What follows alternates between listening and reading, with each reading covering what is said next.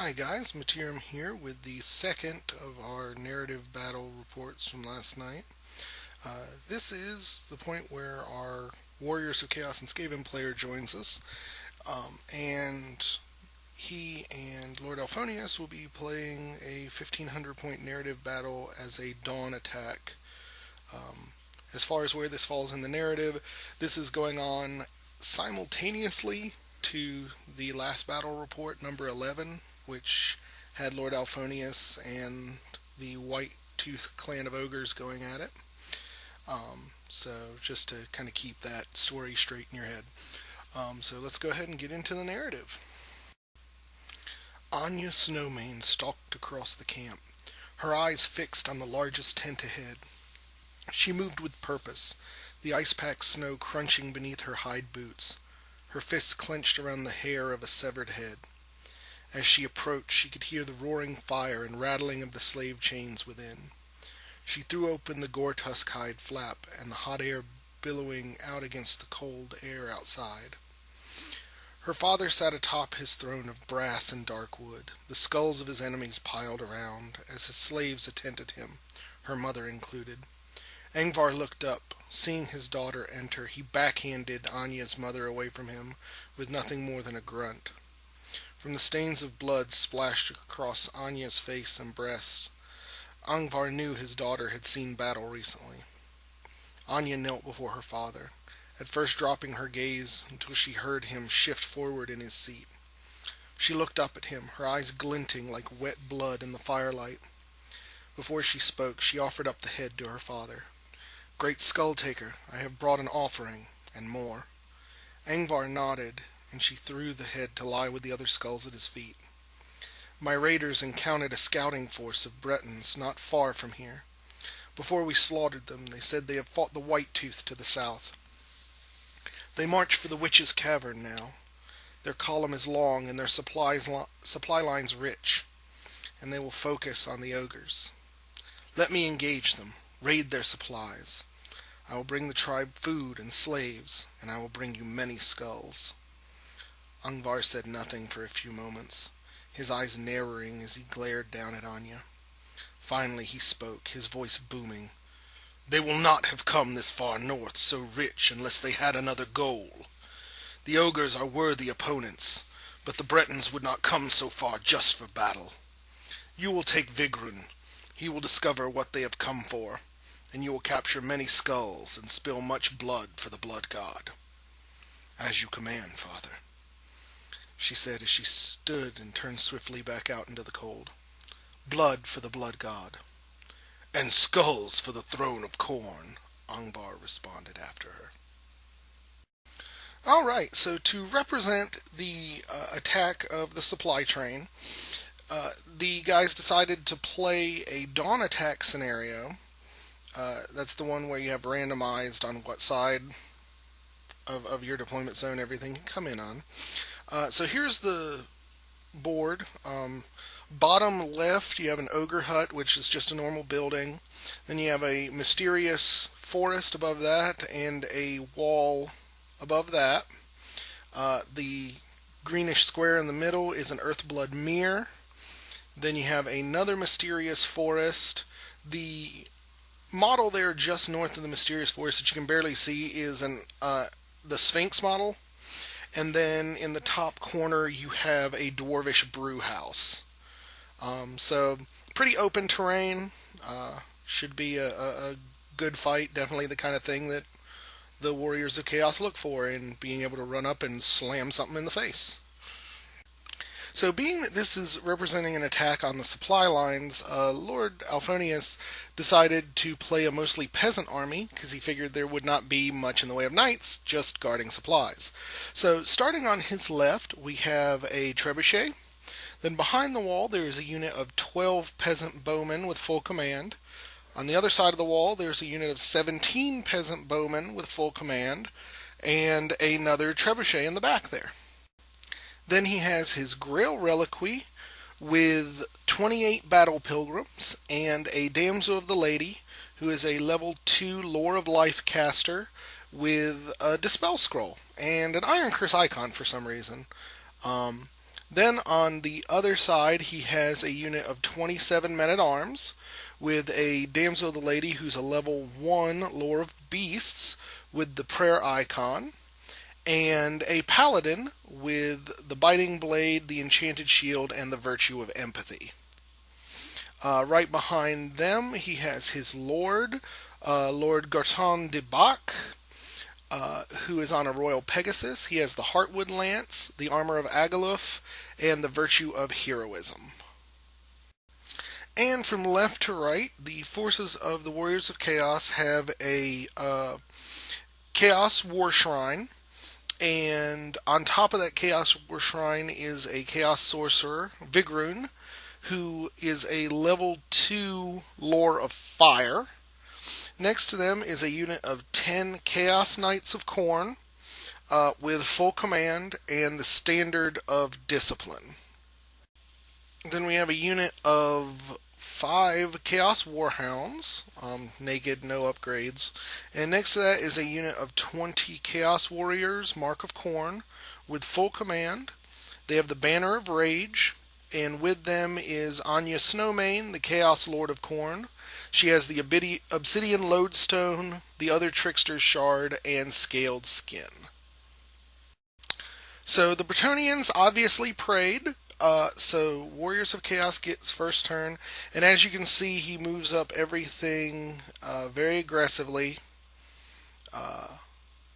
using and then move the dogs over to essentially act as a shield to protect the War Shrine, I guess. But no big surprises there, just a straight up move across the board. And during Magic, he gets the Flaming Sword of Ruin on the Chaos Warriors. So Bretonnian turn 1, you just get some forward motion. Lord Alphoneous did not want to move his peasant forces too close to make easy charges for the warriors, but he wanted to be in a good position once they did make their move. And he moved his lord there in the center to increase the leadership bubble. And as you can see here, there was exactly 0 movement on the range side of the Bretonnian front. And Magic was a wash, so during shooting, the trebuchets are hot on it, direct hit on the Chaos War Shrine. He managed to ward save the shrine, but the wizard on top takes a wound. So we go into top of turn 2, and the Warriors of Chaos totally botch a charge against the men-at-arms, and they move up a single inch, which isn't even enough to put them in the Mysterious Forest right there.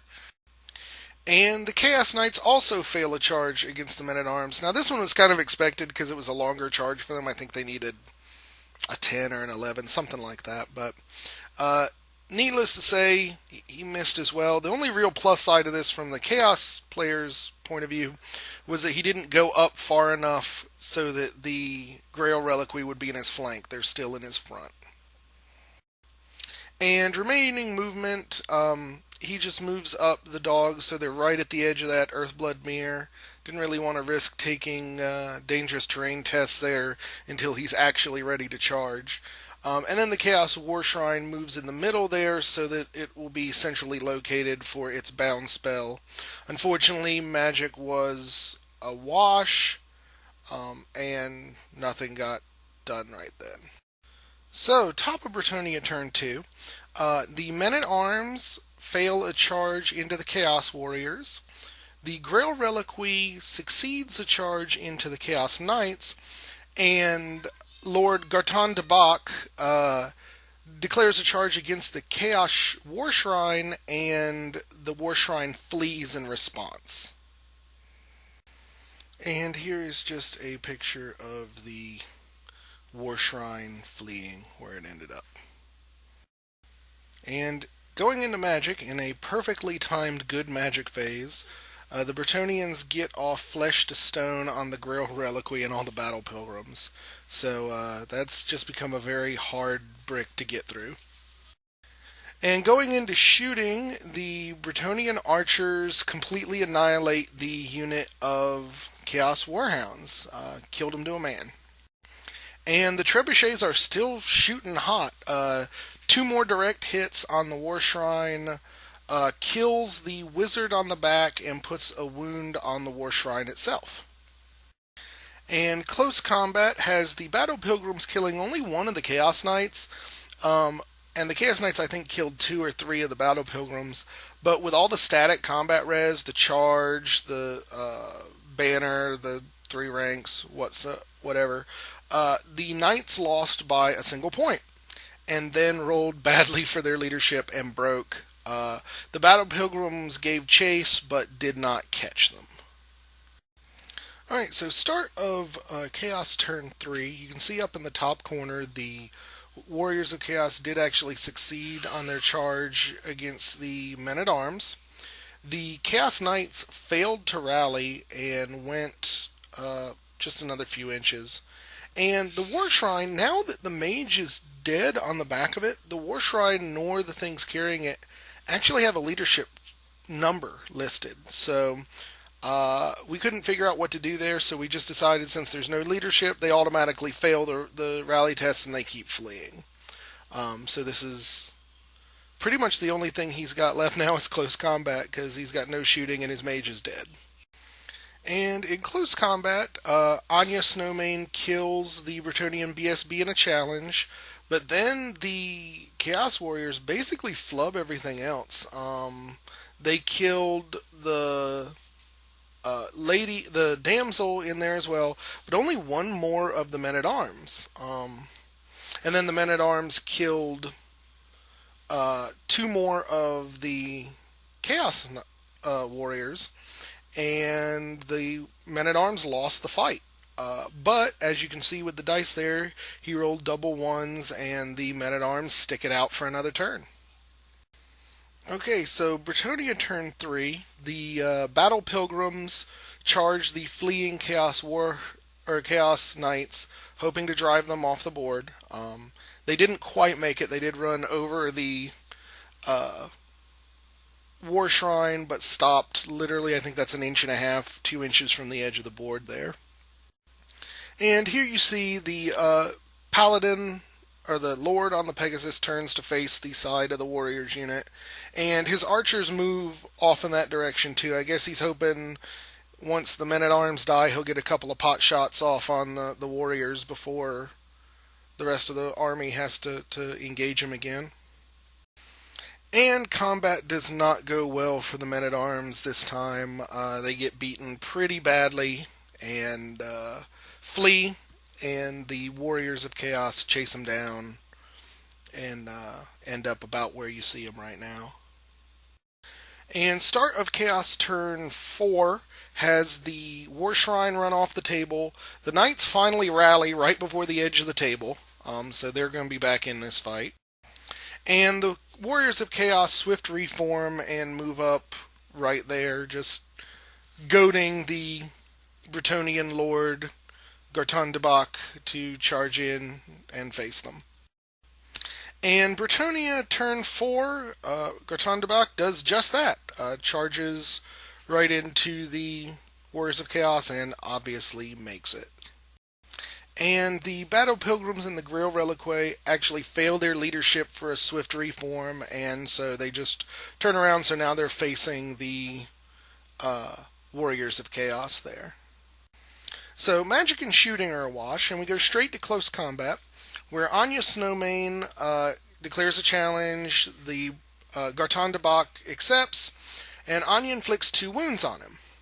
Garton then responds by getting 3 successful killing blows with all 3 of his attacks on Anya. So she is brutally murdered, and the overkill is enough to cause the warriors to break and flee. Unfortunately, Garton was not fast enough to catch them and run them down. And so top of turn 5 has the warriors immediately rallying and turning around to face Garton. And the Chaos Knights move up, so they've got a charge on the rear of the Grail Reliquae next turn. And Bretonnia turn 5 starts with what I personally think is Lord Alphoneous' only real tactical error this game. He charges Lord Gartondabach right back into the warriors, even though he's got a couple of wounds on him. Although I don't know where the dice is right now. Um, but yeah, I probably would have retreated and pulled him back at this point. And then in remaining movement, he has the Grail Reliquary following up, trying to get over to that warrior fight and get away from the Chaos Knights that are coming for his back end. And in shooting, we see the Bretonnian trebuchet on fire again, lands a direct hit right on the Chaos Knights, and peels off 3 from the back rank. And I guess I didn't get a picture of it, but last turn at the end of Bretonnia turn 5, the warrior unit makes short work of Lord Gartondabach and kills him. So this is warriors turn 6. The Chaos Knights fail to charge into the back, and the warriors succeeded to charge into the front of the Grail Reliquary. And with nothing else to do, we go straight to close combat. The Grail Reliquary unit manages to take off 2 more of the warriors, but they in return suffered a kind of ridiculous amount of wounds and broke and were ran down by the warriors. Bretonnia turn 6 was pretty uneventful. Basically, he tried to throw all of his shooting as he could at the knights to kill the last 5. Both his trebuchets scattered wide, and the archers didn't do anything. So this is what the board looks like at the end of the game. Just a last turnaround for the Bretonnians, because all they've got left are the 2 trebuchets and the 2 units of archers, whereas he wasn't able to pick up any points from either the big unit of warriors or the unit of knights. So point-wise, there's a lot of chaos still left there. Lord Alphoneous looked back at the broken battlefield from the back of Winddancer, Sir Buford's Pegasus. The twisted bodies of his valued Grail Knights were now being chewed by Khorne's Yetis, and the young knights errants, being mauled by the saber tusks, were the last he saw before fading into unconsciousness. Sweet sleep came upon him, as soft as Winddancer's feathers, and a warm feeling came over him. He felt a presence that he had felt before as a young child. He was playing along the riverbank when his foot caught on a small root, and he tumbled into the cold river, striking his head on a large rock. As the current took him, he felt the tender touch of 2 small hands, picking him up out of the stream and placing him along the bank. As his young eyes focused, he saw a glowing figure standing above him, with a smile that would bring light to the deepest, darkest cave. He heard a voice in his head, from the beautiful woman standing in front of him, but her smile never moved. "Alphoneous, my young lad, you must be more careful of your play. My lady will call upon you one day, and you will need to be in one piece." The woman touched his forehead, and what pain was there was gone, and as Alphoneous blinked to get the remaining water from his eyes, she was gone. He never forgot the sweet sound of her voice, and knew it was the same as the one who spoke to him now. "Alphoneous, my lady has sent me to you once again, as you have not been careful at your play. Your focus has only been what is ahead of you, without being mindful as to what is behind. The warriors of Khorne have taken notice of your quest, and has drawn Bretonnian blood for their twisted god. The lowborn fought well, but Sir Garden was not successful in joining your path. The lady's reliquary is now part of their evil rituals. What's more, Khorne, the ogre's tyrant, has the woman you were seeking, and now that path is ended. He may now know of the icon's location. Your new path leads to a final confrontation with his clan. He does not know of the icon's true power, but is guided by his own lusts. You may be able to use that to your advantage. My lady has seen more forces taking notice of your goals, and has sent me and her blessed Green Knight to aid you in this. Even those whom you may consider allies may place difficulties in your way. Be mindful of your surroundings, and of who you trust." With that, Alphoneous' eyes opened as Winddancer landed in the encampment that was supposed to be his reserves, now covered in Bretonnian blood and the blood of the warriors of Khorne. As he dismounted, he turned to Sir Buford. Go to the next caravan and deliver this message to Lady Chandra. We march against Khorne one final time. So wow, this was a great game to watch. The Warriors of Chaos did pull it out by several hundred points, but it was one of those that you really didn't know which way it was going to go, and it really showed the strength of the Bretonnian peasants. The Grail Reliquary is a great anvil. Actually, breaking the Chaos Knights was awesome. It came down to just a few little things. There were a couple of pursuit rolls that, if they had gone just a little higher, could have ended up in the Warriors being tabled. Um, so that was pretty amazing. And I think for the most part, this was a game absent of any real tactical errors. I think the biggest one that I noticed was when the Bretonnian Lord charged back into the or the Warriors of Chaos after they had rallied.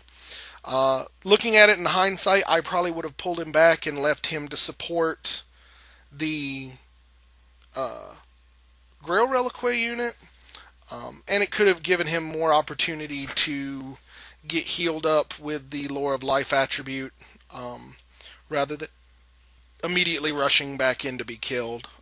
But uh, it was a fun game to watch. I know both of the players had a great time, and we were just laughing at how everybody talks crap about the Bretonnian peasants, but they came damn close to tabling the Warriors of Khorne here, which was pretty impressive, I have to say.